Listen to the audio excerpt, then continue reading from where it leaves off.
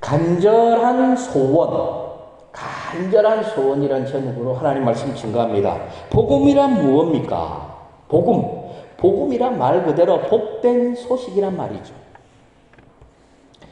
고등학교 3학년 학생에게 복음이 뭘까요? 자신이 원하는 대학에 합격했다는 소식이죠.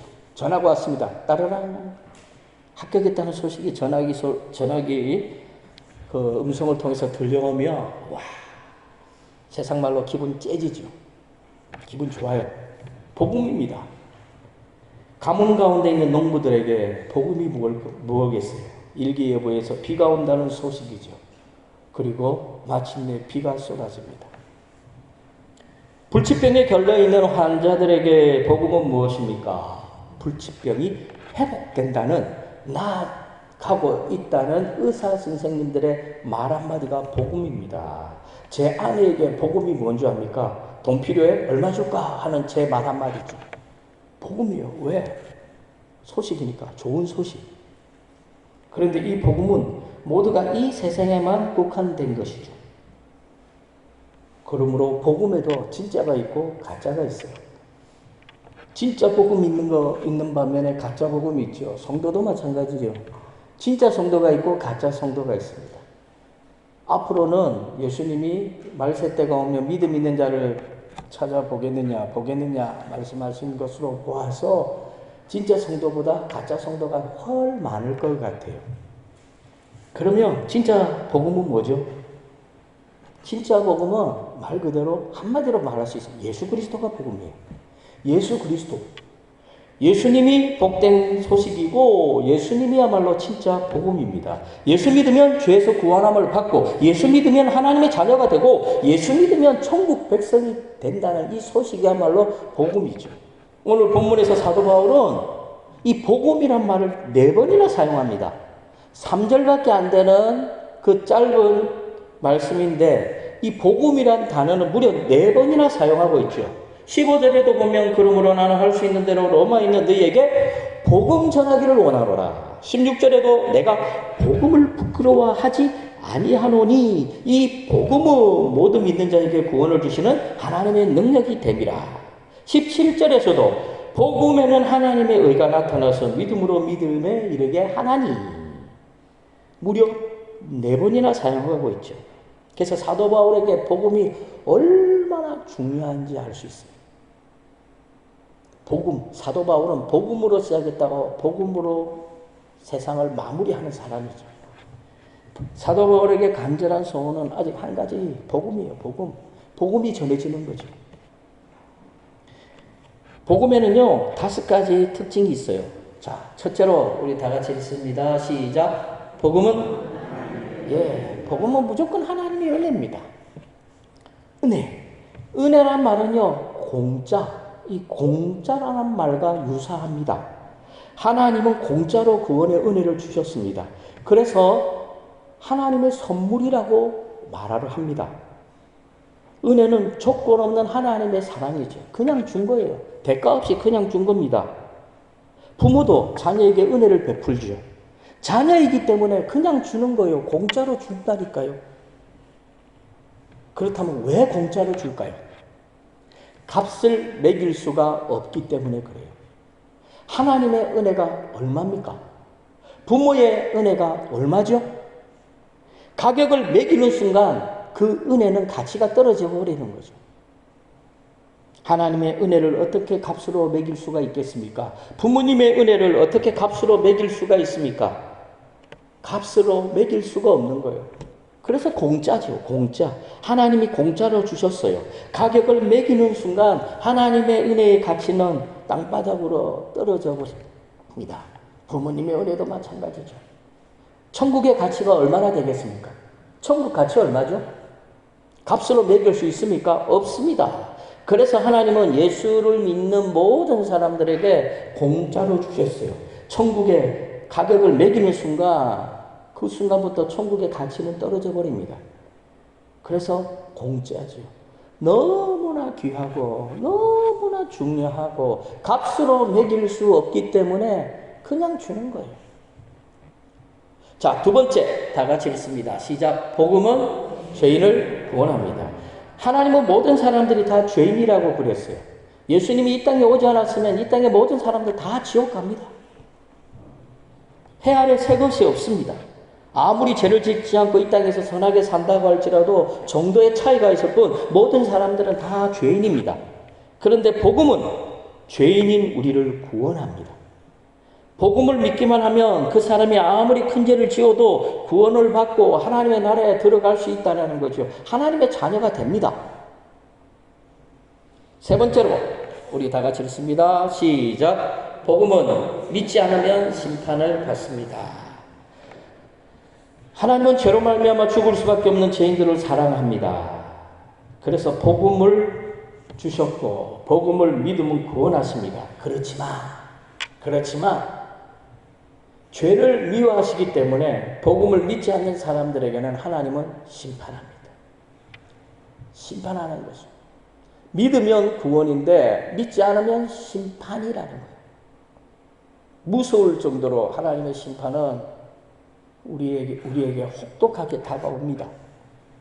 네 번째로 우리 다 같이 읽습니다. 시작. 복음이란 하나님의 아들인 예수님이 우리의 죄를 대신해서 십자가에서 죽으셨다는 소식입니다. 이 복음이란 예수님이 우리를 대신해서 십자가에 죽으셨다는 거죠. 내가 죽어야 되는데 예수님이 죽어버렸으니까 내가 안 죽어도 된다는 겁니다. 예수님이 대신 값을 치른 거죠. 예수님이 태어나기 전 700년 전에 이미 이사야 선지자를 통해서 하나님이 우리의 모든 죄악을 예수님께 담당시키셨다고 예언을 통해서 말씀해 주셨어요. 이사야 53장 6절 우리 다 같이 읽습니다. 우리는 다 양 같아서 그릇 행하여 각기 제 길로 갔거늘 여호와께서는 우리 모두의 죄악을 그에게 담당시키셨도다. 하나님은 우리의 모든 죄악을 예수님께 다 담당시키셨어요. 그래서 예수님은 우리의 모든 죄를 짊어지고 십자가에서 죽으셨죠. 그래서 우리는 죄가 없어요. 우리는 죄인이 아니에요. 사탄 앞에 무릎 꿇지 않아도 되고 사탄 앞에 정죄받지 않아도 됩니다.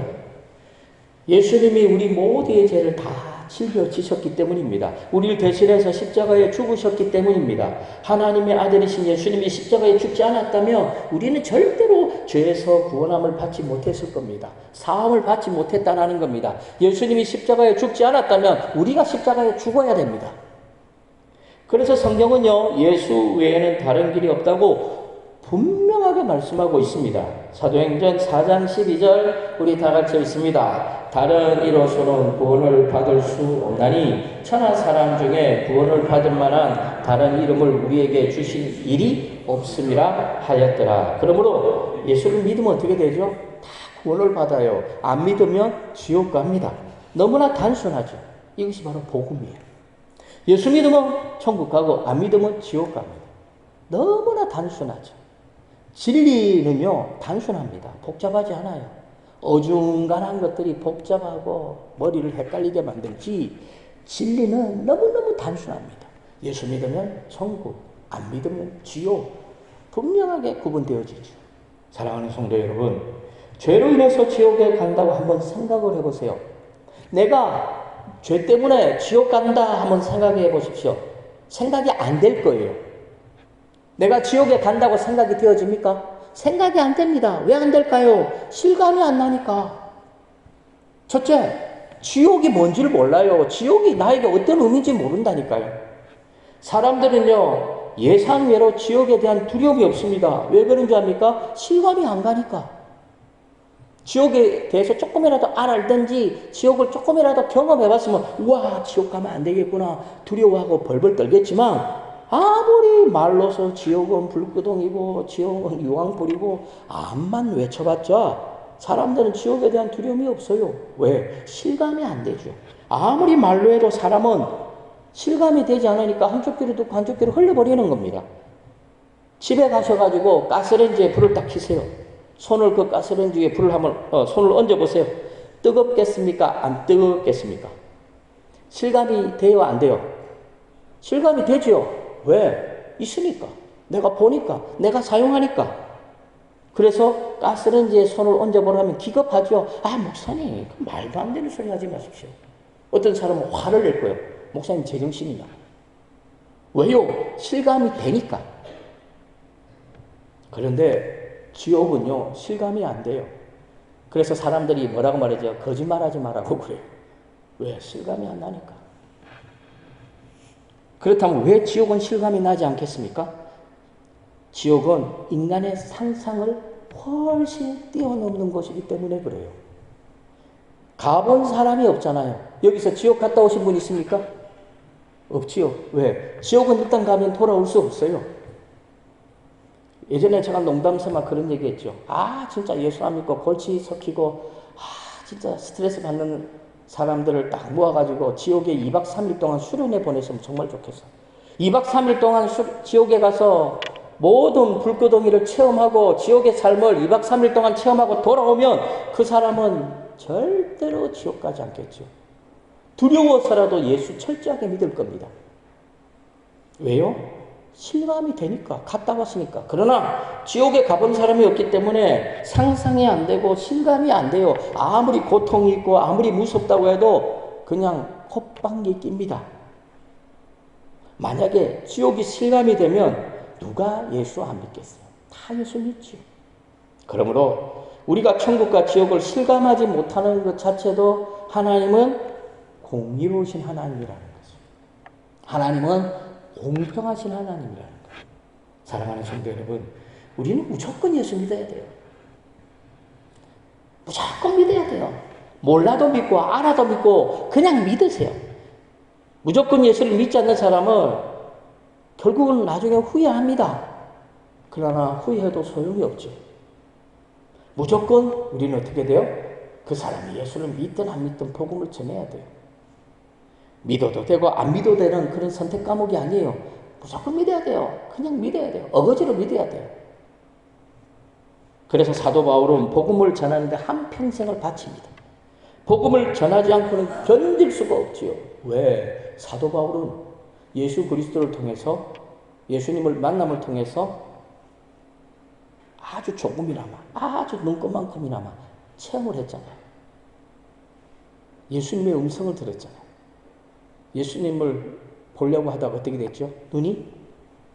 빛 가운데 눈이 그냥 이렇게 소경이 되어버렸죠. 아나니아가 안수기도 해가지고 겨우 눈이 보여지게 되었지만 그 눈이 병이 돼가지고 사도 바울을 한평생을 괴롭혔어요. 그래서 성경에서는 사도 바울은 그걸 자신의 육체의 가시라고 표현해요.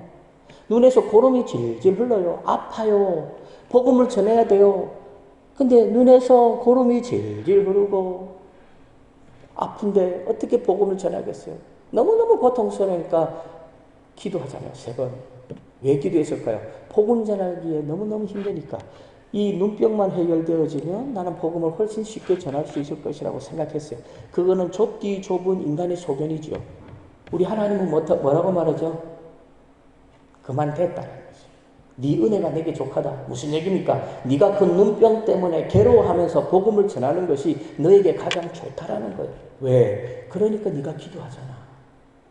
그러니까 네가 겸손해지잖아. 내 은혜가 내게 족하다고 말씀하는 거예요.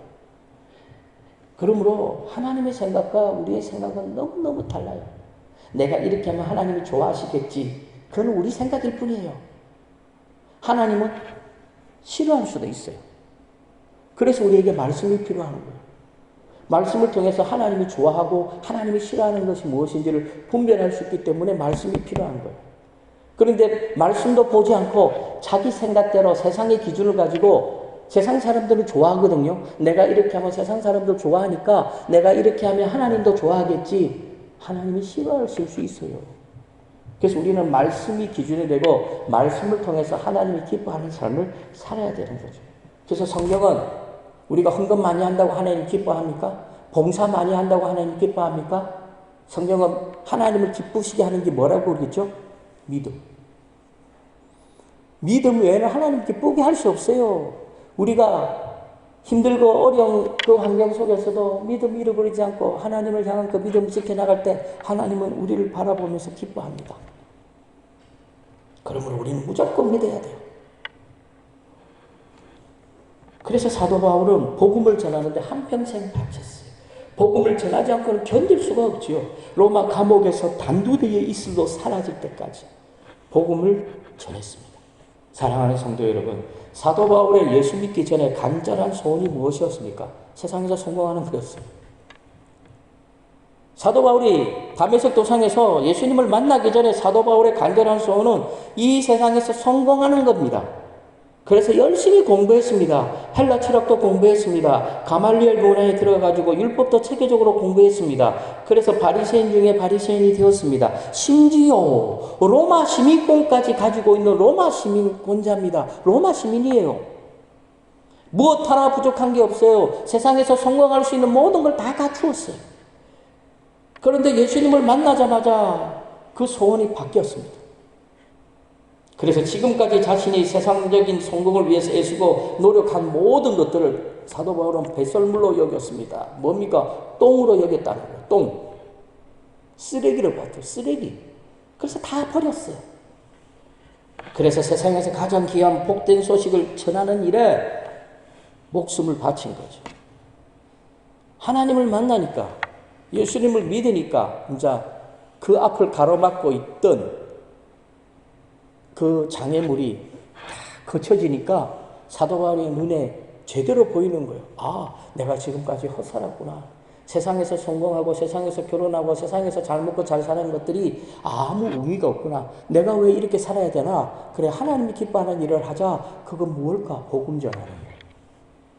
그래서 사도 바울은 예수 그리스도께 받은 사명을 감당하기는 일에 자기 생명조차도 조금도 귀하게 여기지 않고 자기 숨이 끊어지는 그 순간까지, 마지막 그 순간까지 복음을 전하는 삶을 살았습니다. 사도행전 20장 24절 다 같이 읽습니다. 내가 달려갈 길과 주 예수께 받은 은혜의 복음을 증언하는 일을 마치려 하면에는 나의 생명조차 조금도 귀한 것으로 여기지 아니하노라. 자, 사도 바울에게는 복음이 있고 사도 바울에게는 자신의 생명이 있습니다. 어느 것이 귀합니까? 복음이 귀하다. 우리도 그래야 돼요. 복음이 더 귀한 거예요. 내 생명이 귀한 것 같아요. 안 죽으려고 몸부림치죠. 결국 죽어요. 결국 죽어요. 헛된 거라고요. 조금 일찍 죽고 늦게 죽고의 차이밖에 없지만 생명이 귀하고 귀한 것 같지만 결국은 죽어요.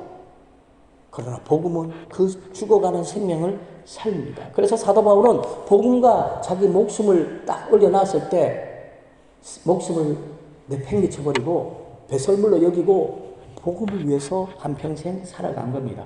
그러므로 사도 바울은 예수 믿고 난 다음에 소원이 바뀌었죠. 사도 바울의 간절한 소원이 뭐가 됐습니까? 복음 전하는 거. 세상 믿지 않는 사람들에게 복음 전하는 이야말로 사도 바울의 간절한 소원이었어요. 그래서 사도 바울은 이방인들을 위해서 복음을 전했을 뿐만 아니라 자기 동족 유대인들을 위해서도 복음을 전하기를 간절히 소원했습니다. 사랑하는 성도 여러분, 성도들이 세상에서 돈을 많이 버는 거 중요합니다. 예수 믿는 사람 돈 많이 벌어야 되고 예수 믿는 사람 부자 돼야 됩니다. 건강하게 사는 거 중요합니다. 건강하게 살아야 됩니다. 그러나 그것도 중요하지만 그보다 더 중요한 것이 있죠. 복음 전하는 거예요. 만약에 우리가 지금 복음을 안 전했다면 우리는 헛산 거예요. 헛살았어요. 헛살았다니까요. 그래서 사도 바울에게 복음을 전하는 일이 간절한 소원이 되어버리는 순간 사도 바울의 그 생각 자체가 완전히 뒤바뀌어 버렸어요. 목숨 바쳐 복음을 전하는 일이 사도 바울에게는 뭐가 됐어요? 자랑이 되었죠. 그래서 사도 바울은 행복했어요. 행복했다니까요. 사랑하는 성도 여러분, 가난한 사람들에게 빵을 주는 거 좋은 일입니다. 주지 말라는 거 아니에요. 병들어 골골하는 사람에게 병원에 데리고 가가지고 치료받게 하는 거 정말 의미 있는 삶입니다. 그러나 복음을 전하는 일에 비하면 아무것도 아니에요. 복음을 안 전하면서 자기가 가진 돈으로 가난한 사람 구제하는 사람은 제가 볼 때 악한 사람이에요. 왜? 제가 볼 때는 어떻게 보냐면 회피하는 것 같아요. 쉬운 길로 가는 것 같아요. 복음 전하는 것이 어려우니까 복음 전하는 게 어렵잖아요. 그러니까 어떻게 해요? 쉬운 거 뭡니까? 자기가 가지고 돈 가지고 가난한 사람들에게 빵을 사주는 거죠. 얼마나 쉽습니까? 내가 가진 돈으로 가난한 사람 빵 사줘 보세요. 그 순간 그 사람이 저에게 어떻게 합니까? 고개를 숙이죠. 고맙다 고맙다 그러죠. 그 순간뿐이에요. 뒤돌아서면 그 사람 예수 안 믿습니다. 그래서 복음 전하는 일에 비하면 아무것도 아니에요. 지옥에 갈 수밖에 없는 영혼을 구원하는 일에 비하면 아무것도 아닙니다. 육신의 생명을 구하는 거 나쁜 일 아니죠. 좋은 일이지만 영혼을 구원하는 복음이야말로 세상에서 가장 귀하고 가장 아름답고 가장 고귀한 일입니다. 바로 이 일에 사도 바울은 자신의 인생을 바쳤어요. 사랑하는 성도 여러분, 사도 바울에게는 간절한 소원이 있었죠. 뭡니까? 로마의 복음을 전하고 이 로마를 기점으로 해서 이 당시 땅끝이라고 알려져 있는 서바나까지 복음 전한 거죠. 오늘날 서바나는 어디죠? 스페인. 스페인까지 복음을 전하는 겁니다. 그래서 사도 바울은 로마까지는 복음을 전한 것 같아요. 그러나 스페인까지는 복음을 못 전했죠. 그럼 누가 전했을까요? 사도 바울이 아닌 다른 사람, 하나님의 백성, 복음 증거자들, 다른 사도들에 의해서 복음이 전해졌습니다. 그래서 사도 바울은 로마에 가서 복음 전하기를 간절히 소원했어요. 어느 정도 소원했느냐? 로마서 1장 10절에 보니까 어떻게 하든지 이제 하나님의 뜻 안에서 너희에게로 나아갈 좋은 길을 얻기를 구하노라. 무슨 말이죠? 내가 로마로 갈 수 있는 좋은 길을 얻기를 내가 원한다고 말하고 있죠. 11절에도 보면요. 내가 너희 보기를 간절히 원한다고 말하고 있어요. 내가 너희를 보기를 간절히 원한다. 13절에 형제들아 내가 여러 번 너희에게 가고자 한 것을 너희가 모르기를 원하지 아니하노니 무슨 얘기일까요? 사도 바울은 로마에 가서 복음 전하기를 여러 번 시도했지만 환경과 여건이 맞지 않았던 것 같습니다. 15절에서도 그러므로 나는 할 수 있는 대로 로마에 있는 너희에게 복음 전하기를 원하노라. 이처럼 사도 바울은 로마에 가서 복음 전하기를 간절히 소원했습니다. 왜 그러면 로마에 가서 복음을 전하기 원했을까요? 왜? 이 당시 로마는 세계의 뭐였죠? 중심이었어요. 로마가 복음화 되어버리면 온 유럽이 복음화 되는 것은 시간 문제였거든요. 결국 어떻게 되죠? 로마가 복음화 됩니다. 콘스탄티노플 황제에 의해서 로마의 공식 종교가 기독교가 되어버려요. 그 전까지만 하더라도 기독교는 어디 있었어요? 땅속에 숨어 있었어요. 왜? 잡히면 감옥에 가고 잡히면 죽으니까.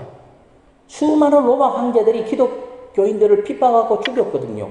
그래서 어떻게 합니까? 신앙의 자유를 찾기 위해서 땅속 무덤 속으로 들어갔습니다. 그런데 콘스탄티노플 황제에서 로마의 종교가 기독교가 되어버렸어요. 그 순간 로마가 복음화되고 로마가 복음화되니까 온 유럽이 복음화된 겁니다. 그렇다면 사도 바울에게 도대체 복음이 무엇이길래 이렇게까지 복음을 전하기를 원했을까요? 복음이 뭐죠? 복음이 뭡니까? 오늘 본문에 보니까 복음은 하나님의 능력이라고 말씀합니다. 로마서 1장 16절 우리 다 같이 읽습니다. 내가 복음을 부끄러워하지 아니하노니 이 복음은 모든 믿는 자에게 구원을 주시는 하나님의 능력이 됨이라. 먼저는 유대인에게요 그리고 헬라인에게로다. 무슨 말이죠? 온 인류에게. 온 인류에게 복음은 구원을 주시는 하나님의 능력이 된다는 겁니다. 사랑하는 성도 여러분, 복음은 하나님의 능력이에요. 우리는 하나님의 능력을 사용할 수 있는 권한이 있다니까요. 세상에는 없는 영혼을 살리는 하나님의 능력이 있습니다. 만약에 영혼을 살리는 능력이 복음 외에 또 다른 것이 있었다면 사도 바울이 이렇게까지 애쓰며 복음 전하기를 원했을까요? 아마 그렇게 하지 않았을 거예요. 예수 믿어도 만약에 천국 가고 착한 일 해도 천국 가고 공부 많이 해도 천국 가고 돈 많이 벌어서 교회 헌금 많이 해도 천국 가고 만약에 이 천국 가는 길이 하나가 아니라 여러 개였으면 사도 바울이 이렇게 몸부림치면서 목숨까지 바쳐가면서 숭배하면서까지 복음 전하지 않았을 거예요. 그러나 복음 전하는 길은 하나밖에 없어요. 예수 믿고 구원받는 길은 복음 외에는 없어요. 그래서 사도 바울에게 복음 전하는 것이 간절한 소원이 된 거죠. 어떤 사람이 병에 걸려서 죽어가고 있습니다. 처음에는 많은 사람들이 문병을 와주었죠. 병실에 사람들이 넘쳐났어요. 근데 시간이 지납니다. 1년이 넘어서니까 아무도 찾아오는 사람이 없더라는 거죠. 심지어 가족들까지도 자기 자식들까지도 점점점 뜸해지고 전화만 하는 거예요. 그래서 이 사람이 우울증에 걸려버렸어요. 병이 들기 전에는 그런대로 인생을 잘 살았다고 생각했습니다. 성공적인 인생을 살았다고 생각했습니다. 근데 병이 드니까 세상에서 성공은 아무것도 아니더라는 거예요. 내가 가지고 있는 돈도 아무 의미가 없더라는 겁니다. 아무도 알아주는 사람이 없더라는 거죠. 그래서 힘들고 어렵고 우울증에 걸려 있는데 일주일마다 매일 찾아오는 목사님이 계셨대요.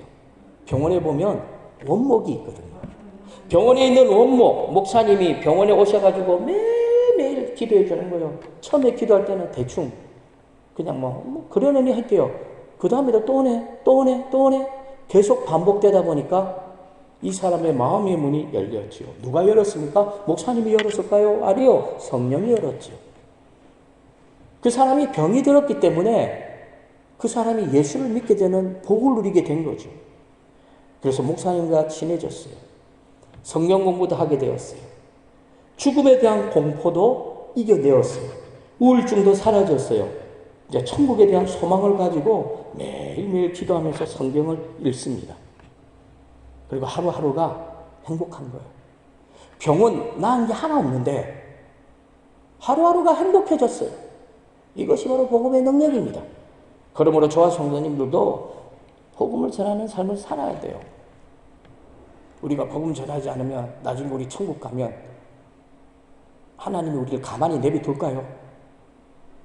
저는 하나님이 우리 가만히 내버려 두지 않는다에 저는 표를 던지고 싶습니다. 하나님 우리 가만히 내버려 두지 않아요. 해야 돼요, 복음을. 목사님, 안 와요. 아무리 전도해도 안 와야 돼요. 그건 상관없다니까요. 우리가 할 것은 복음만 전하면 돼요. 오든 안 오든 그건 상관없어요. 와도 하고 안 와도 하는 거예요. 우리는 씨만 뿌리는 거예요. 열매는 누가 거두게 합니까? 하나님이 하는 거예요. 하나님이 우리에게 열매까지 거두라고 합니까? 만약에 우리가 열매까지 거두라고 했었으면 아마 하나님은 우리에게 열매를 거둘 수 있는 초자연적인 어떤 능력을 우리에게 주셨을 거예요. 근데 하나님은 우리에게 열매를 거두라고는 하지 않았어요. 뭐 해랬죠? 복음을 전하라고 그랬어요. 알려주기만 해야 돼요. 그러면 그 사람이 예수 믿든 안 믿든 그건 그 다음 문제, 그건 자기 문제예요. 근데 어떤 진짜 교만한 사람이에요. 목사님, 전도해도 예수 안 믿는데 왜 전도합니까? 이건 엄청 교만한 거예요. 마치 자기가 하나님인 것처럼. 우리 하나님은 전도하라고 그랬어요. 믿든 안 믿든 그거는 신경 쓰지 말고. 그러므로 저와 성도님들은 사도 바울처럼 복음 전하는 것이 간절한 소원이 되어야 됩니다. 복음을 전하기 위해서 우리가 이 땅의 삶을 살아야 돼요. 그래서 로마뿐만 아니라 세상 끝날까지 저와 성도님들은 복음 전하는 삶을 살아야 돼요. 큰 거 할 필요 없어요. 내 주위에 있는 사람, 내 가족들, 내 이웃들에게 나오든 안 나오든 그거 신경 쓰지 마요. 그거 스트레스 받지 마요. 내 이 사람 때문에 스트레스 받아 죽겠어요. 왜? 안 오니까. 그거 왜 스트레스 받습니까? 오든 안 오든 말만 하세요. 남편에게, 자식들에게, 친구들에게. 이야기하세요. 하나님의 때가 되면 하나님이 다 그 사람을 마음속에 믿음을 심어주는 거죠. 병들어 죽어가던 사람이 세상에서 성공했다고 생각했던 자부했던 사람이 시간이 지나면서 친구들도 병문 오는 것이 점점 뜸해지고 자기 가족들까지 자식들까지도 더 뜸해졌을 때 우울증에 헤매고 있을 때 매주마다 한 번씩 찾아오셔서 기도해 주시는 목사님과 친해지고 목사님과 성경 공부하고 복음을 듣게 되고 그 마음에 평화가 왔고 예수를 믿게 되고 그래서 죽음의 공포를 이기고 목사님이 그 사람을 변화시킨 게 아니고 하나님이 성령께서 변화시킨 거죠. 목사님이 한 건 뭐죠? 매일매일 복음을 전한 거예요. 처음에 목사님이 와서 기도해 주니까 그 사람이 시큰둥했대요. 뭐 하든 말든 듣지도 않았어요. 근데 계속해서 전하니까 그 사람도 사람입니다. 성령께서 그 마음에 감동을 주셨고 변화되어지고 그래서 그가 예수 믿었잖아요. 그러므로 저와 성도님들도 복음 전하는 삶이 사도 바울처럼 간절한 소원이 되기 원합니다. 안 데려와도 돼요. 말만 하세요, 제발. 전화 좀 하세요, 전화. 데려오고 안 데려오고 그 신경 없어요. 우리 부간교회가 지금 전도 대상자가 67명이잖아요. 그 사람 전화하고 매일매일 말만 해주세요. 그러면 돼요. 그래서 사도 바울처럼 복음을 전하는 삶을 저와 성도님들이 살아갈 수 있기를 복음을 전하는 것이 우리의 간절한 소원이 될 수 있기를 주님의 이름으로 간절히 축원합니다.